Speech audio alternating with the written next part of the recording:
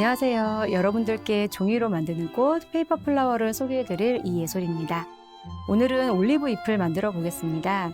네, 실제 올리브 잎을 보시더라도 양면의 색감이 다르고 빛의 각도에 따라서 더 다양한 색감을 풍부하게 표현하기 때문에 그 부분을 저희가 함께 페이퍼 플라워로도 표현해보고자 양면 주름지를 활용할 텐데요. 양면 주름지도 두 가지 색상으로 만들어 보도록 하겠습니다. 자, 그럼 재단부터 진행을 하도록 하겠습니다.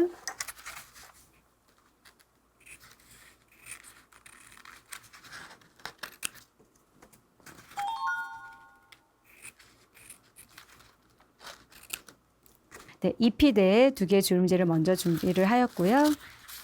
줄기가 될 부분을 재단하고 있습니다.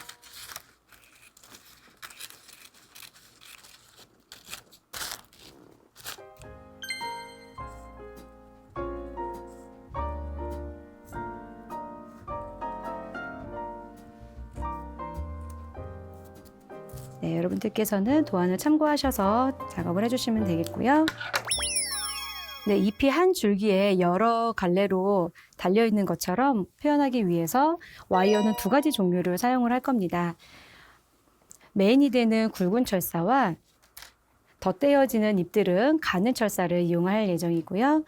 네, 먼저 굵은 철사에 올리브잎 하나를 중앙부에 먼저 배치하도록 하겠습니다.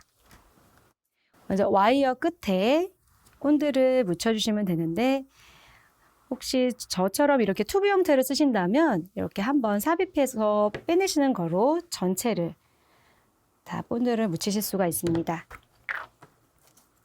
철사에 본드를 묻히셨으면 5분의 4 정도 되는 지점까지 그대로 붙여주시면 되겠고요. 이 상태에서 본드가 굳기 전에 바로 접어서 손톱을 이용해 와이어를 완벽하게 감싸주도록 꾹꾹 눌러줍니다.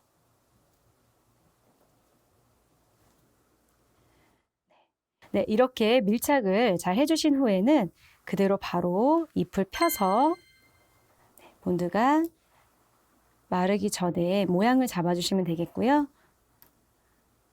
네, 이렇게 해주시면 주름지의 양면의 색감을 모두 다 잎에서 표현이 되면서 느끼실 수가 있겠습니다. 네, 이번엔 같은 방법으로 가는 철사에 올리브 잎을 연결하도록 하겠습니다. 네, 마찬가지로 와이어에 본드를 묻혀주시고요. 네, 잎의 중앙 부분에 배치될 수 있도록 모양을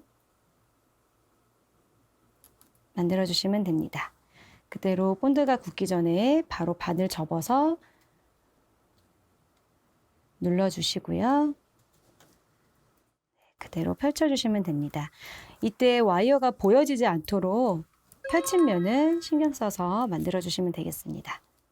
가는 철사에 붙은 잎은 메인 줄기에 연결될 부분이기 때문에 이 끝에 부분을 꼭 한번 돌려주셔서 마무리가 깔끔하게 되도록 만들어주시면 되겠고요. 이렇게 만들어진 잎은 약 0.5cm 정도 연결되는 부분에 와이어가 원활하게 진행될 수 있도록 커팅을 해주시면 되겠습니다. 네, 이와 같은 방법으로 가는 철사를 활용해서 잎을 더 만들어주시면 됩니다. 네, 이렇게 만들어주신 올리브 잎은 이제 모양을 좀 잡아줄 텐데요. 이대로 그냥 평면으로 두면 잎이 너무 인위적이기 때문에 좀 자연스럽게 보여질 수 있도록 주름을 펴줄 겁니다. 약간만 힘을 주셔서 잎의 가운데 부분이 조금 더 볼록한 형태가 되도록 만들어주시면 되겠고요. 와이어가 가운데 중심의 심질처럼 역할을 하고 있기 때문에 일자로 그냥 두시지 않고 약간 곡선을 주어서 자연스럽게 이렇게 S자 형태로 만들어주시면 조금 더 리얼한 형태가 됩니다. 같은 방법으로 올리브 잎들은 펴주시면 되겠고요. 모두 다 같은 방향으로만 하지 마시고 한쪽은 좀 더 위쪽을 펴주시거나 S자가 아닌 그냥 C컬로 두시거나 하는 다양한 방법으로 조금 더 다채로운 형태를 만들어 주시면 되겠습니다. 네, 조금 더 올리브 잎의 형태와 비슷하게 하고 싶으시다면 가운데 심지를 중심으로 전체 길이에서 가운데 파트만 볼록하게 만들어 주시면 됩니다. 이때 손을 아래쪽에서 위쪽으로 밀어주시면서 볼록한 형태를 만들어주시고 반대 부분도 같은 형태로 만들어주시면 실제 올리브 잎과 비슷한 형태의 모양이 되겠습니다.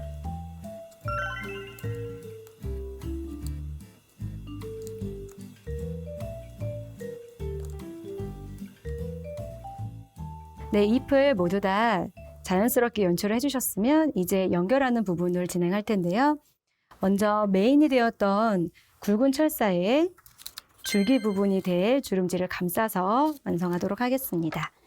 이때 줄기는 여러분들께서 원하시는 길이만큼으로 작업하시면 되겠습니다.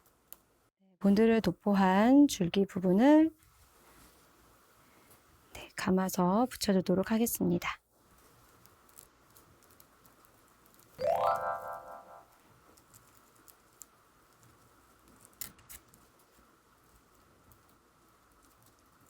줄기 부분이 본드로 인해서 조금 젖어 있는 상태로 잎을 꽂게 되시면 형태가 많이 뭉개지기 때문에 조금은 건조시킨 후에 작업을 해주시면 되겠습니다.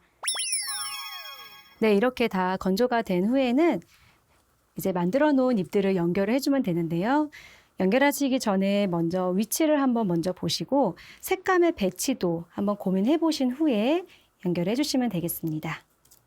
연결을 하실 때에는 원하시는 위치를 먼저 확인해 주시고 사선 방향으로 가위집을 먼저 살짝 내어주세요.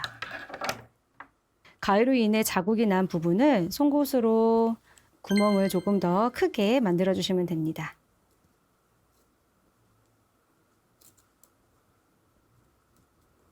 이때 연결할 잎에 와이어 길이만큼만 송곳으로 구멍을 만들어 주시면 됩니다.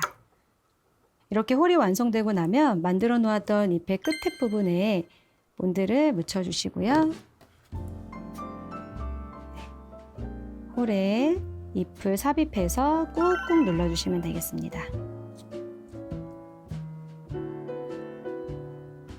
이와 같은 방법으로 지그재그 순서에 맞춰서 나머지 잎들을 모두 다 연결해 주시면 됩니다. 만들어 놨던 잎들을 모두 다 연결을 해 놓은 상태이고요. 네, 이렇게 해서 올리브 잎 완성이 되었습니다. 네, 올리브 잎을 통해서 좁은 형태의 잎을 표현해 보았는데요.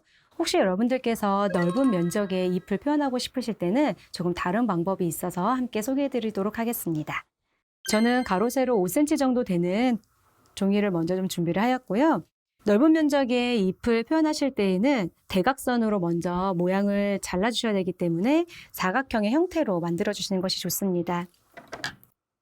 사각형으로 만들어 주셨으면 대각선의 방향으로 삐뚤어지지 않도록 먼저 커팅을 해주세요. 자르기 전에 주름의 방향을 한번 잘 지켜봐 주시고요. 이렇게 대각선으로 나눠진 이 종이를 한쪽 면만 뒤집어 주시면 됩니다. 그러면 주름지의 방향이 사선으로 위쪽으로 향하도록 되어 있는 부분을 확인하실 수가 있습니다. 그 외의 방법은 올리브 잎을 만들 때와 동일합니다. 먼저 와이어에 본드를 묻혀주시고요. 네, 본드를 묻혀주신 후에 와이어가 잎의 중앙에 올 수 있도록 한쪽 면을 먼저 붙여줍니다. 와이어 전체에 본드를 묻혔기 때문에 추가로 본드 작업 없이 그대로 겹쳐서 붙여주시면 되는데요. 이때 계속 주름지의 주름 방향이 사선을 향하도록 잘 체크해 주시면 되겠습니다.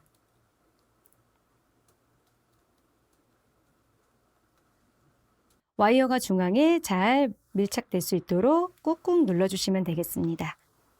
만일 여러분들께서 이미 준비된 나뭇잎 도안이 있었다면 그 모양대로 먼저 커팅을 한 후에 작업을 하셔도 무관하고요. 제가 지금 보여드리는 것처럼 주름지를 먼저 붙여 놓으신 후에 여러분들께서 원하시는 나뭇잎의 형태로 커팅을 하셔도 되겠습니다.